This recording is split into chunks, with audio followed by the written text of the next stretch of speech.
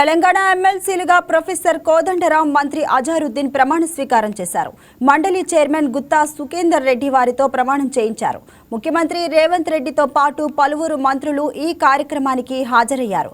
Governor కోటాలో కోదండరాం, మహమ్మద్ అజారుద్దీన్లను ఎమ్మెల్సీలుగా నియమిస్తూ ప్రభుత్వం ఆదివారం ఉత్తర్వులు జారీ చేసింది. గవర్నర్ శివప్రతాప్ శుక్లా ఆదేశాల మేరకు సాధారణ పరిపాలనా శాఖ ఈ మేరకు గెజెట్ నోటిఫికేషన్ జారీ చేసింది. దీంతో వారు ఇవాళ ప్రమాణ స్వీకారం చేశారు. Members of the Telangana Legislative Council and as per the section 74 of the Representation of the People's Act, Professor Kodandaram Reddy garu. M. Kodandaramareddy ane nenu M. Kodandaramareddy ane nenu శాసన పరిషత్తు సభ్యునిగా నామనిర్దేశం అయినందున శాసనం ద్వారా నిర్మితమైన భారత రాజ్యాంగం పట్ల నిజమైన విశ్వాసం, విధేయత చూపుతానని, భారతదేశ సార్వభౌమాధికారాన్ని, సమగ్రతను కాపాడుతానని, నేను స్వీకరించబోయే కర్తవ్యాన్ని శ్రద్ధాసక్తులతో నిర్వహిస్తానని పవిత్ర హృదయంతో ప్రతిజ్ఞ చేస్తున్నాను. తెలంగాణ శాసన పరిషత్తు సభ్యుడనైన ఎం. కోదండరామారెడ్డి అనే నేను సభ నియమాలకు కట్టుబడి ఉంటానని, వాటిని అనుసరిస్తానని, సభ మర్యాదలను పాటిస్తానని, సంప్రదాయాలను గౌరవిస్తానని పవిత్ర హృదయంతో ప్రతిజ్ఞ చేస్తున్నాను.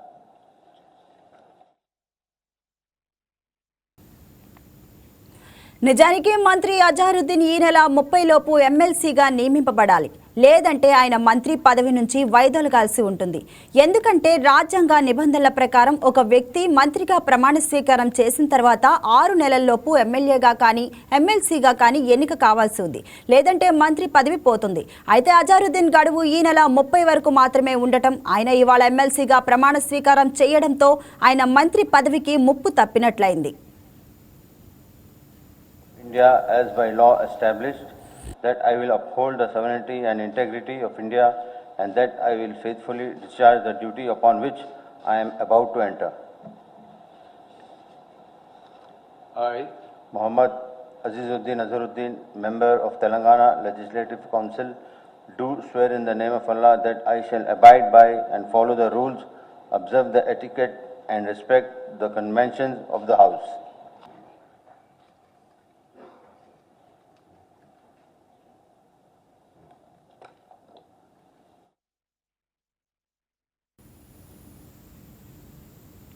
సింగపూర్లో 7వ రోజు మంత్రుల బృందం పర్యటన కొనసాగుతుంది. 7వ రోజు పర్యటనలో భాగంగా సింగపూర్లోని న్యూ ఫినిక్స్ పార్క్లో ఉన్న పోలీస్ ఆపరేషన్స్ కమాండ్ సెంటర్ మంత్రుల బృందం సందర్శించింది. దేశంలో ఏదైనా అత్యవసర పరిస్థితి, విపత్తులు, భద్రతా సమస్యలు తలెత్తినప్పుడు అన్ని ప్రభుత్వ విభాగాలను ఏకతాటిపైకి తెచ్చే సమన్వయపరిచే కేంద్రంగా సింగపూర్ హోం పనిచేస్తుంది. ఈ సందర్భంగా పోలీస్ ఆపరేషన్స్ కమాండ్ సెంటర్ పనిచేసే విధానాన్ని మంత్రుల బృందానికి సింగపూర్ ప్రతినిధులు వివరించారు.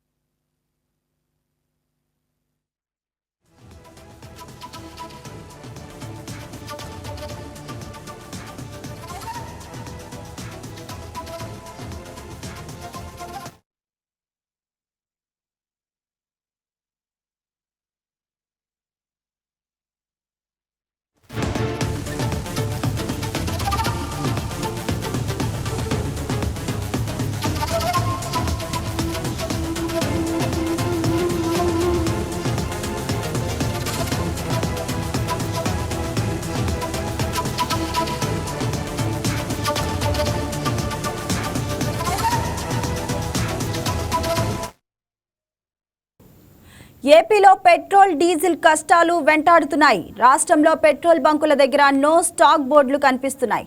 స్టాక్ ఉన్న బంకుల దగ్గర వాహనాలతో భారీ క్యూ లైన్లు ఉన్నాయి. పెట్రోల్, డీజిల్ కొరతతో జనాలు ఇబ్బందులు ఎదుర్కొంటున్నారు. ముఖ్యమంత్రి చంద్రబాబు 2 రోజులుగా సమీక్షలు చేస్తున్నారు. అధికారులకు ఆదేశాలు జారీ చేస్తున్నారు. అధికారులు రంగంలోకి దిగి ఆయిల్ కంపెనీలతో మాట్లాడి పరిస్థితిని చక్కదిద్దే ప్రయత్నంలో ఉన్నారు. ఓవైపు పెట్రోల్, డీజిల్ కోసం ప్రజలు పెట్రోల్ బంకుల వద్ద బారులు తీరి కనిపిస్తుంటాయి. తిరుపతిలోని ఓ పెట్రోల్ బంకు యజమాని మాత్రం పెద్ద మనసు చాటుకున్నారు. సామాన్యులకు అండగా నిలిచారు. తన బంకు దగ్గర క్యూ లైన్లు చూసి చలించిపోయి బైకులకు ఉచితంగా పెట్రోల్ పంపిణీ చేస్తున్నారు.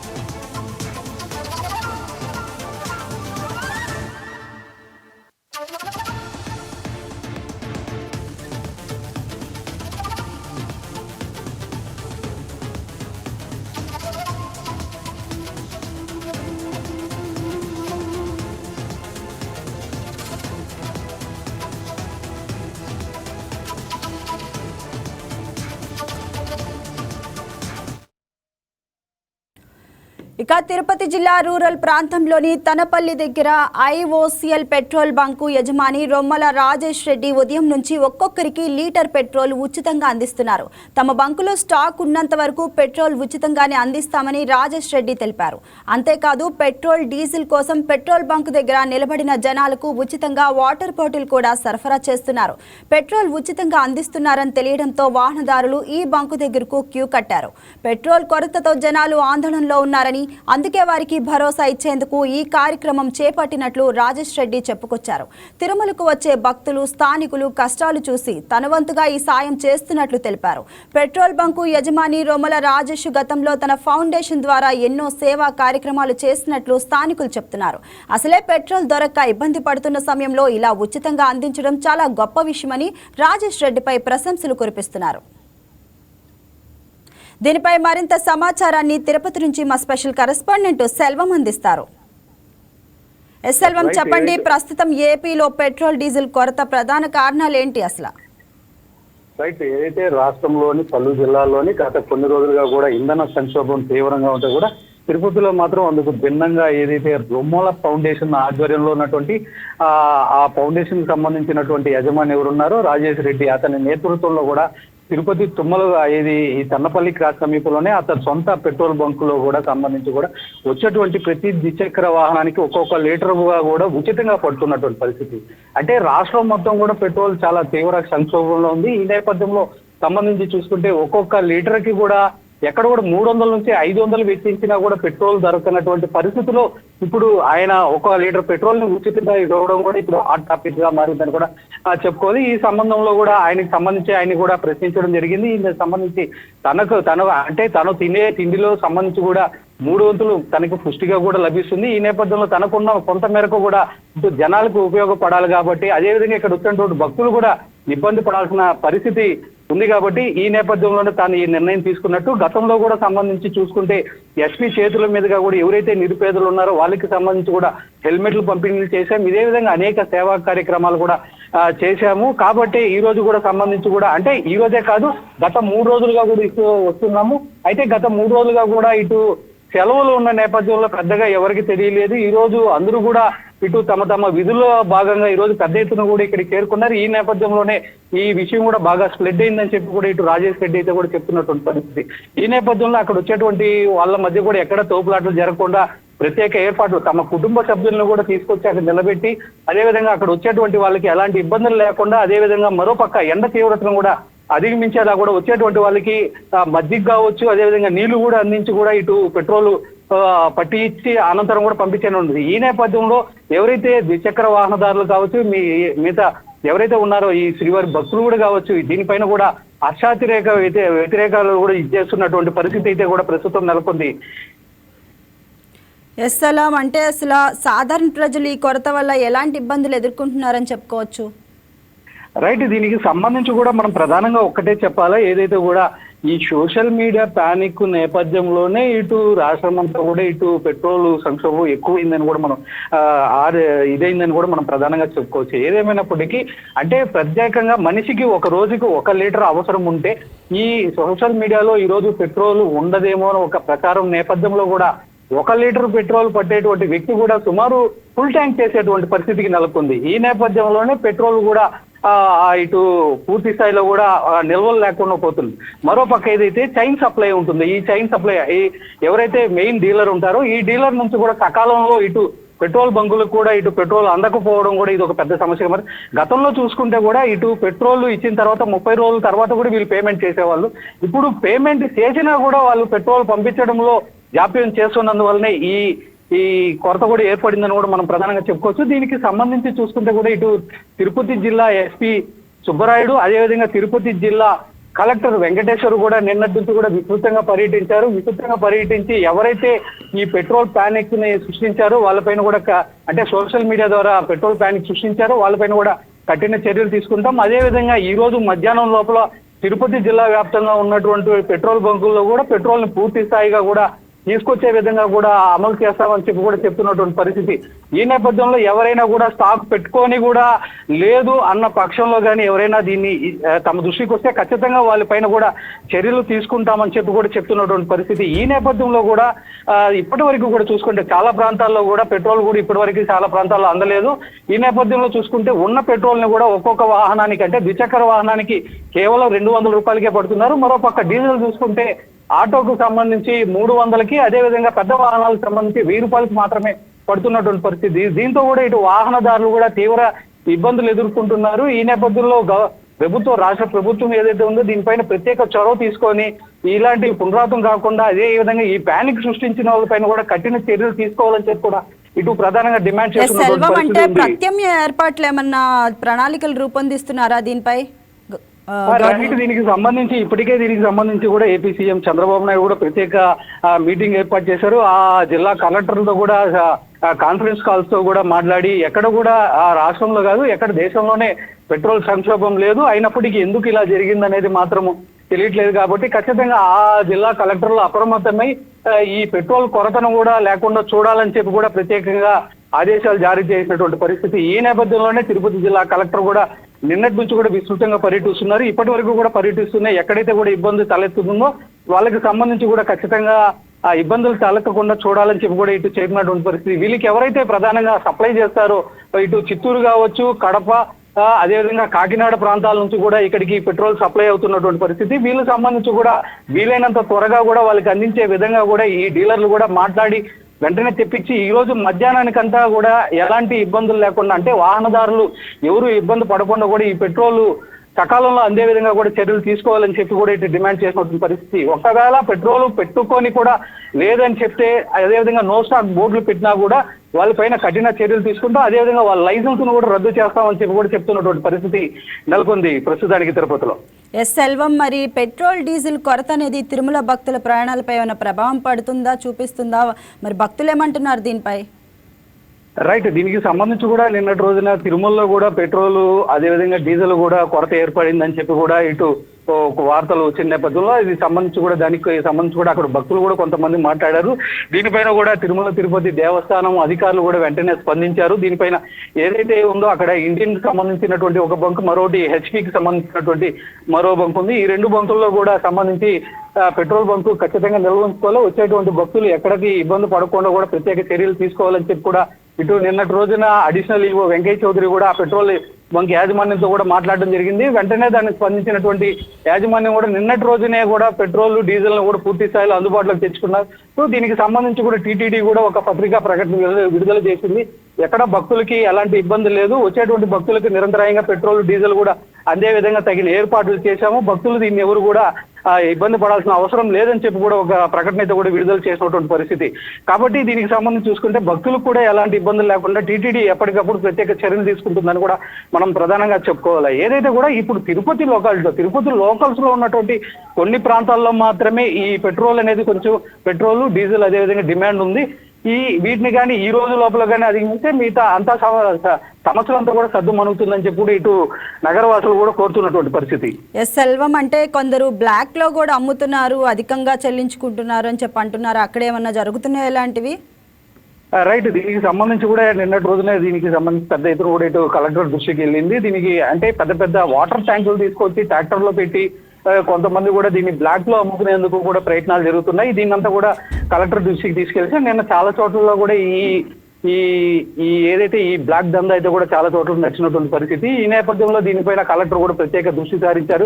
ఎవరైతే బ్లాక్ లో కానీ అదేవిధంగా బాటిల్లో కానీ పెట్రోల్ పడితే వాళ్ళపైన కూడా కఠిన చర్యలు తీసుకుంటామని చెప్పి కూడా హెచ్చరించినటువంటి పరిస్థితి. ఈ నేపథ్యంలో చూసుకుంటే వచ్చేటువంటి వాహనాలకు మాత్రం ప్రస్తుతం ఈ రోజంతా కూడా వాహనాలకు మాత్రం కేవలం 200 రూపాయలు, ద్విచక్ర వాహనాలకి 200 రూపాయలకి, అదేవిధంగా ఆటోలకి 300 రూపాయలకి, సుమో లాంటి వాహనాలకి 1000 రూపాయలకి మాత్రమే ఇటు పెట్రోల్ డీజిల్ కూడా పడుతున్నటువంటి పరిస్థితి నెలకొంది ప్రస్తుతానికి. అయితే కలెక్టర్ ఖచ్చితంగా ఎక్కడ కూడా దీనికి సంబంధించి కూడా ఈ బ్లాక్ లో అమ్మినా గానీ, నో స్టాక్ పెట్రోల్ పెట్టుకొని నో స్టాక్ బోర్డు పెట్టినా గానీ వాళ్ళపైన కఠిన ఆంక్షలు అదేవిధంగా లైసెన్స్ కూడా రద్దు చేస్తామని చెప్పి కూడా చెప్పినటువంటి పరిస్థితి. Thank you Selvam.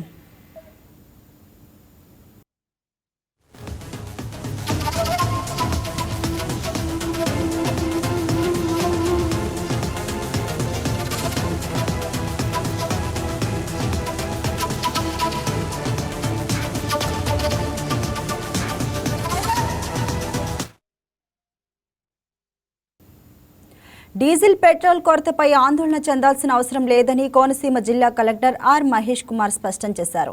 అపోహలను నమ్మవద్దని ప్రజలను కోరారు. డీజిల్ పెట్రోల్ సరఫరాపై తలెత్తిన అనుమానాల నేపథ్యంలో జిల్లా కలెక్టరేట్తో కలెక్టర్స్ మహేష్ కుమార్, జిల్లా SP Rahul Meena, joint collector వైకోమ్ నిడియాదేవి మీడియా సమావేశం నిర్వహించారు. కలెక్టర్ మాట్లాడుతూ జిల్లాలోని పెట్రోల్ బంకులు రాత్రి 7 లోపు సాధారణ స్థితికి వస్తాయని తెలిపారు. మొత్తం 25 బంకులలో కొంత మేరకు సుమారు 2000 లీటర్ల లోతు ఉన్నప్పటికీ పూర్తిగా డ్రైవ్ అవుట్ అయిన బంకులను గుర్తించి వాటి యాజమాన్యాలతో మాట్లాడుతున్నామని చెప్పారు. ఆక్వా రైతులకు విద్యుత్ సమస్యల కారణంగా ఇబ్బందులు తలెత్తకుండా ఫిషరీస్ అధికారులు ఇప్పటికే చర్యలు తీసుకున్నారని తెలిపారు. Particularly the issues regarding whatever మనకి డీజిల్ షార్టేజ్ అని ఏదైతే రూమర్స్ వస్తున్నాయో, I want just explain in detail. So I will just give you the sale statistics. April 2025లో ఇదే రోజు ఎంత జరిగింది అండ్ ఇప్పుడు ఎంత జరుగుతుంది సేల్ స్టాటిస్టిక్స్ చూసుకుంటే ఆన్ అన్ యావరేజ్ 35% ఇంక్రీజ్ అయ్యింది. అంటే ఏప్రిల్ 2025లో ఇదే రోజున అప్రాక్సిమేట్గా on an average daily sales of diesel in the entire district, ఇప్పుడు జిల్లా మొత్తం మీద ఒక 110 బంకులు ఉన్నాయి. ఒక 4 oil marketing companies, IOCL, BPCL, HPCL and Nayara. So ఈ 4 ఆయిల్ మార్కెటింగ్ కంపెనీస్లో ఒక 110 బంక్స్ ఆపరేట్ చేస్తుంటే 2025 ఏప్రిల్లో almost all 2 lakh litres of diesel have been sales జరిగాయి. ఇప్పుడు చూసుకుంటే రఫ్లీ ఆన్ యావరేజ్ డైలీ 2.8 lakh జరుగుతున్నాయి. అంటే ఆల్మోస్ట్ ఆల్ ఒక 35 to 40% ఆఫ్ సేల్స్ ఇంక్రీజ్ అయ్యాయి. సో అంటే I would just communicate to all the public, దయచేసి ఎక్కడ కూడా షార్టేజ్ ఆఫ్ డీజిల్ ఉందనే దానికి వెళ్ళకండి. సో జస్ట్ ఒక మనకి వచ్చిన ఇష్యూ ఏంటంటే మీ అందరికీ తెలుసు, ఆ ప్రైసింగ్ అనేది డిఫరెన్స్ అయ్యింది. బల్క్ కన్జ్యూమర్స్కి ఒక 50 రూపీస్ ఎక్స్ట్రా ఛార్జ్ చేస్తున్నారు ఆయిల్ మార్కెటింగ్ కంపెనీస్. దానివల్ల కొన్ని బల్క్ కన్జ్యూమర్స్ వచ్చేసి రిటైల్ అవుట్లెట్స్లో కొంటున్నారు. దానివల్ల కొంచెం డిస్టర్బ్ అయ్యింది market. So but right now మాకు వచ్చిన కన్ఫర్మేషన్ ప్రకారం అవుట్ ఆఫ్ 110 బంక్స్ రఫ్లీ అరౌండ్ 20 బంక్స్ వరకు డ్రై అవుట్, అంటే అప్రాక్సిమేట్గా లెస్ దాన్ 2000 or 3000 లీటర్స్ కంటే తక్కువ ఉంటే ఆ బంక్ని టెక్నికల్గా డ్రై అవుట్ అంటారు. సో ఈ కన్సర్న్ ఆయిల్ మార్కెటింగ్ కంపెనీస్ అలాంటివి ఒక 20-25 ఉన్నాయి మన జిల్లాలో ఇప్పుడు. బట్ ఆఫ్టర్నూన్ 3 o'clock లోపు ఏ బంక్స్ నుంచి ఉన్నాయో అవన్నీ కూడా వాళ్ళకి ప్రామిస్ చేశారు. బై 3 PM వరకు almost all the concern bunks ఏవైతే డ్రై అవుట్ అని చెప్పేశారో అవన్నీ కూడా వాళ్ళకి ఫ్యూయల్ సప్లైస్ వస్తున్నాయి. సో బై ఈవినింగ్ అరౌండ్ 7 లోపు again everything will be normalcy will be restored. So నా ఒకటే దయచేసి నేను చెప్పేది ఏంటంటే అందరికీ, సో పానిక్ బయింగ్ చేయకండి. There is nothing like shortage of diesel అనేది కాదు. And at the same time మనకి ఈ టైంలో ఇప్పుడు మనకి ఎలక్ట్రిసిటీ ఇష్యూస్ మీరు గమనించుంటారు. 23rd, 24th and 25th Thursday, Friday and Saturday ఈ 3 daysలో మనకి కొంచెం సప్లై ఇష్యూస్ వచ్చాయి రిగార్డింగ్ ఎలక్ట్రిసిటీ. సో దానివల్ల మనకి ఆక్వా ఆల్మోస్ట్ ఆల్ ఒక 34,000 ఎకరాల్లో ఒక 17,000 acres హార్వెస్టింగ్ జరిగిపోయింది. సో ఇంకొక 17,000 acres హార్వెస్టింగ్ చేయాలి. ఇప్పుడు మనం నెక్స్ట్ మే ఎండింగ్ వరకు జరుగుతుంది. సో అక్కడ కొన్ని ఏరేటర్స్ ఆపరేట్ చేస్తారు. So on average load shedding చేసాం ఒక 3 days బ్యాక్ నుంచి. బట్ ఇది సండేకి రీస్టోర్ అయిపోయింది. సో మనకి లోడ్ షెడ్డింగ్ అనేది ఎప్పుడైతే చేసామో ఆక్వా వాళ్ళకి ఇష్యూస్ వచ్చినప్పుడు సో డిమాండ్ సడన్గా డీజిల్ది పెరిగింది. సో ఆన్ యావరేజ్ ఏరేటర్స్కి ఎంత రిక్వైర్మెంట్ ఉంది, మనకు 17,000 ఎకరాలకి ఎంత ఏరేటర్స్ పర్ డే ఆల్మోస్ట్ ఒక 12 to 14 hours ఆపరేట్ చేస్తే ఎంత కన్జ్యూమ్ అవుతుంది. సో మనం ఎప్పుడు ఎలక్ట్రిసిటీ షట్ డౌన్ చేస్తున్నాము, ఇవన్నీ కూడా ఆల్మోస్ట్ ఎలక్ట్రిసిటీ డిపార్ట్మెంట్తో, ఫిషరీస్ డిపార్ట్మెంట్తో డిస్కస్ చేసుకొని we are finalised. So electricity issues అనేవి రెడ్యూస్ అయిపోయాయి. సో సండేకి దాన్ని రీస్టోర్ అయిపోయింది. కమింగ్ డేస్లో ఎలక్ట్రిసిటీ ఇష్యూస్ ఉండవు అండ్ లోడ్ షెడ్డింగ్ అనేది కూడా జరగదు. సో దీనివల్ల ఆక్వాలో రిక్వైర్మెంట్ ఆఫ్ డీజిల్ డెఫినెట్గా తగ్గుతుంది మనకి. సో ఇఫ్ ఎట్ ఆల్ మనకి ఒక 1-2 hours లోడ్ షెడ్డింగ్ చేసినా కూడా దానికి ఎంత కావాలో రిక్వైర్మెంట్ మనం ఆల్రెడీ క్యాలిక్యులేట్ చేసి పెట్టుకున్నాము.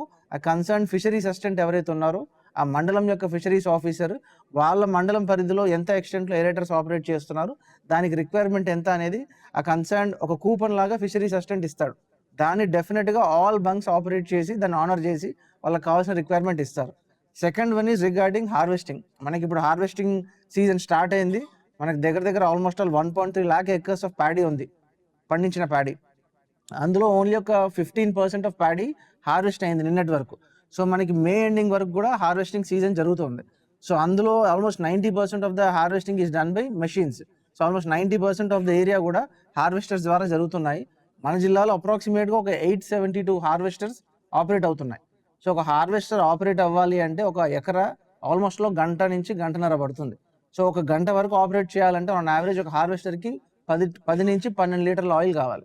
సో ఇప్పుడు ఒక హార్వెస్టర్ 8 గంటలు ఆపరేట్ చేస్తే పర్ డే ఎంత ఆయిల్ కన్జ్యూమ్ అవుతుందో అంత ఆయిల్ యాక్చువల్లీ ఆ concern village agriculture assistant certify చేసిన ఒక కాపీని కూపన్ని దాన్ని బంక్స్ దగ్గర ఇస్తారు. అది ఆల్రెడీ ఆపరేషన్లోకి వచ్చింది 2 days బ్యాక్ నుంచి.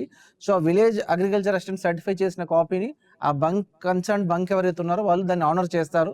డెఫినెట్గా అందులో 50 liters to 100 liters వరకు రిక్వైర్మెంట్ ఇస్తారు. సో మనకి హార్వెస్టర్స్ కూడా ఎక్కడ కూడా ఇబ్బంది లేకుండా ఆల్మోస్ట్ ఆల్ 872లో ఇంకా ఒక 50 హార్వెస్టర్స్ ఆపరేషన్లోకి ఇంకా రాలేదు. సో ఆల్మోస్ట్ ఒక 850 ఆపరేటర్స్ వరకు ఆన్ ఫీల్డ్లో ఉన్నాయి. సో వీటన్నిటికి కూడా ఎటువంటి ఇబ్బంది లేకుండా మనం ఆపరేట్ చేయడం జరుగుతుంది. అండ్ ఆల్రెడీ జేసీ గారు and DSO is in touch with all the concern oil marketing companies. So మనకి రిక్వైర్మెంట్ అనేది బై ఈవినింగ్ 7 లోపు they have promised. Just now we had a video conference with all the concern 4 marketing companies. వాళ్ళందరూ promise చేశారు by today evening, అంటే almost all morning 5 o'clock నుంచి ఆ ట్రాన్సిట్లో ఉన్నాయి. By 3 PM వరకు ఆల్మోస్ట్ ఆల్ ఒక 60% ఆఫ్ ద డ్రైఅవుట్ బంక్స్ అన్నీ కూడా ఫిల్ అయిపోతాయి. ఈవినింగ్ 7 లోపు 100% ఆఫ్ ద ఆయిల్ బంక్స్ అన్నీ కూడా మనకి డ్రైఅవుట్స్ అనేవి ఉండవు. And I would request again all of them, దయచేసి మీరు పానిక్ బైకింగ్ చేయకండి. ఎట్ ఎనీ కాస్ట్ మనకి నెక్స్ట్ 10 days వరకు అష్యూర్డ్ సప్లై ఉంది. విజయవాడ ప్రభుత్వ ఆసుపత్రి కాంట్రాక్టు కార్మికులు తమ సమస్యల పరిష్కారం కోసం నిరసన చేపట్టారు. 3 నెలలుగా జీతాలు చెల్లించలేదని కార్మికులు ఆందోళన తెలిపారు. జీజీహెచ్ కాంట్రాక్టు కార్మికులను ఆప్స్కాలో విలీనం చేయాలని, పీఎఫ్, ఈఎస్ఐ బకాయిలను వెంటనే చెల్లించాలని వారు డిమాండ్ చేశారు. విజయవాడ ప్రభుత్వ ఆసుపత్రి కాంట్రాక్టు కార్మికుల నిరసన గురించి మరింత సమాచారం మా కరెస్పాండెంట్ బిందు అందిస్తారు. కొత్త గవర్నమెంట్ హాస్పిటల్లో శానిటేషన్ వర్కర్కి దాదాపు 3 నెలల నుండి జీతాలు రావట్లేదని మహాధర్నాకు దిగారు. గవర్నమెంట్ హాస్పిటల్ గేట్ దగ్గర అయితే ధర్నాకి దిగిన నేపథ్యం కనిపిస్తుంది. అందరూ మహిళలు, వృద్ధులు కూడా ఉన్నట్టు కనిపిస్తుంది. మొత్తం వీరికి దాదాపు 3 నెలల నుండి జీతం రాని నేపథ్యంలో వీరందరూ ధర్నాకు దిగారని తెలుస్తుంది. ఇక్కడ గవర్నమెంట్ హాస్పిటల్ గేట్ వద్దే నిరసనకు బైఠాయించి గేట్ వద్దనే నిరసన చేస్తున్న నేపథ్యం కనిపిస్తుంది. మనతో పాటు వారే ఉన్నారు, వారిని అడిగి తెలుసుకుందాం. అమ్మ, అసలు మీ ప్రధాన సమస్య ఏంటి? మాకు 6 నెలలుగా కాంట్రాక్ట్ వచ్చిందండి. 6 నెలల నుంచి కాంట్రాక్ట్ వస్తే 1 నెల శాలరీ వేశారు. కనీసం పిఎఫ్లు కానీ ఏసీలు కానీ ఏవి కూడా 1 నెలే పడింది పిఎఫ్. అవి కూడా కరెక్ట్గా వేయట్లేదు, మెసేజ్లు కూడా రావట్లేదు. ప్రతి నెల కాలేజీ వాళ్ళమే కానీ, హాస్పిటల్ వాళ్ళమే కానీ, డెంటల్ వాళ్ళమే కానీ గవర్నమెంట్ హాస్పిటల్లో ధర్నా చేస్తున్నాం. చేసినప్పటికి కూడా ఏదో అధికారులు మాట్లాడుతున్నారు, కూసేపు సర్దు మినిగిస్తున్నారు, వెళ్ళమంటున్నారు, డ్యూటీలు చేసుకుంటున్నాం. అలాంటి పరిస్థితుల్లో మరి మేము అలా కష్టపడడానికి మాకు న్యాయం కోసమే కదా మేము వచ్చేది ఇక్కడికి. అలాంటి మా జీతం కోసం, మాకు జీతం 3 నెలల నుంచి జీతాలు లేవు. జీతాలు లేనప్పుడు మేము ఎలా పనిచేయాలి? అది ఒక యాజమానము మాకు న్యాయం చేయాలి కదా. మాకు అసలు ఏదనేది ఎటువంటిది మాకు ఈ 3 నెలల నుంచి ఏది స్పందన లేదు. ఇదిగో జీతాలు వేస్తాం, అదిగో ఈ నెలకి వేస్తాం, ఆ నెలకి వేస్తాం అని మాటే కానీ ఎవరు కూడా మా గురించి పట్టించుకున్న వాళ్ళు లేరు.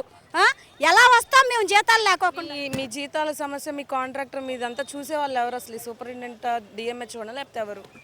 సూపరింటెండెంట్ గారు చూస్తారు, ప్రిన్సిపల్ గారు మా గురించి పట్టించుకుంటారు. వాళ్ళు కూడా ప్రిన్సిపల్ గారిని మొన్న 25వ తారీఖు వరకు మీరు ఆగండి అమ్మా అని వాళ్ళ మాట మీద ఇచ్చాం. వాళ్ళ మాట మీద మేము ఆగిపోయి డ్యూటీలు చేసాం మొన్నటి వరకు.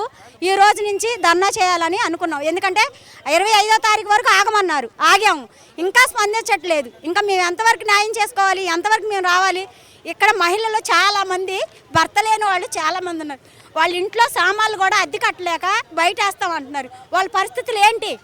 మేము కష్టపడితేనే కదా మేము తినడానికి వచ్చేది. మేము కష్టపడకపోతే మేము పనులు ఎలా చేస్తాము?